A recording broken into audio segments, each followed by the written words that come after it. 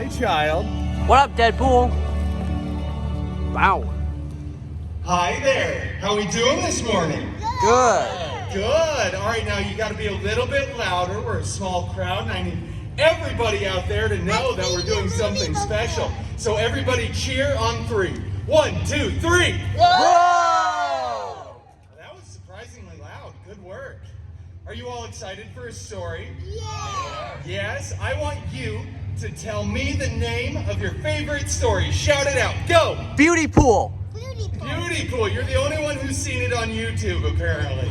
Yes. All right. Well, that's not what my manager scheduled, so we're not going to do that one. Yeah. No. Sorry. If you want to see that, you got to come back to the next one. This one here is my personal favorite. It's a beloved bedtime classic, and it was matched up with a very profitable licensing agreement. Yeah. This story is Cinderpool. Awesome. There we go. Yeah, that's an applause cue. Keep doing it for the people in the back. Great. All right.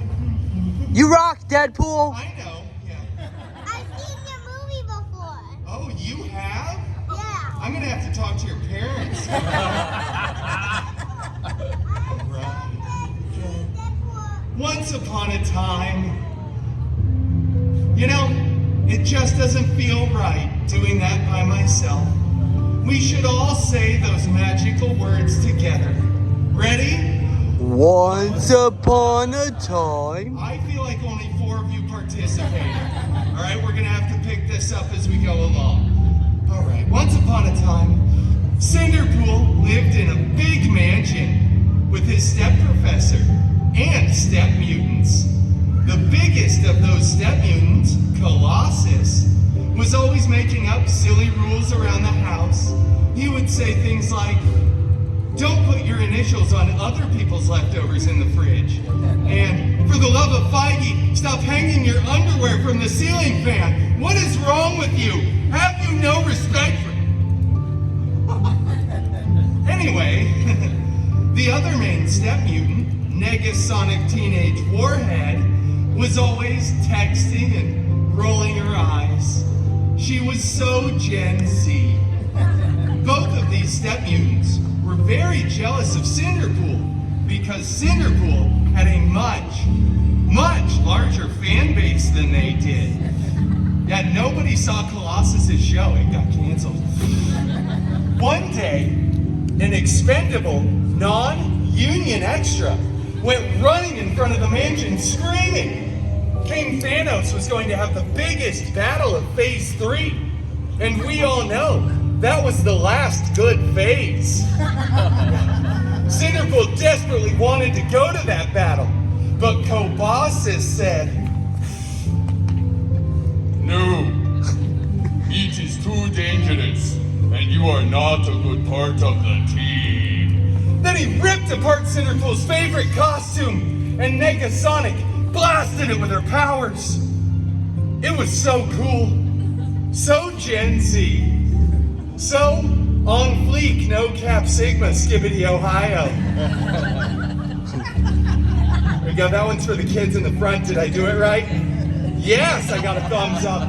Cinderpool was devastated, vulnerable and exposed as he stumbled across the mansion grounds, weeping for dramatic effect. But then, he looked up and saw, beginning to form a magical golden sparkle circle. And out of that sparkle circle stepped his fairy hairy god mutant. Out of that sparkle circle stepped his fairy hairy god. Wolverine! Hi, Wolverine. Oh, yeah, we're so glad you're here, buddy. Oh, fairy god mutant Wolverine. I desperately wanted to go to the big battle, but my mean step mutants destroyed my costume. He said lovingly. What? I'm doing the story, Wolvie. I can't go to the battle without a costume. You're my fairy god mutant. Use your magic wand and do something with a pumpkin. I'm not going to do anything with a magic wand and a pumpkin. Just get another costume and stop writing me into these stories. Well, with that sage and mildly Australian life advice, Cinderpool ran to the wardrobe department, grabbed a new, freshly laundered costume, and headed to the big battle. He missed most of it because he spent his time waiting in the virtual queue trying to get tickets for Oogie Boogie Bash. As you can see, I'm not wearing a costume, so I won't be going. But when he got to the battle, the Avengers were winning. Captain America looked so good in those pants. Cinderpool looked for his fairy god mutant Wolverine, who was... I'm going to Pims. See ya, Wolvie. All right, hey, thanks for coming, Wolvie, huh? That's great. It's fine. At this point, Disney didn't have the rights to him anyway. When Cinderpool surveyed the battlefield, he saw right there on the stairs of the alien ship a single glove.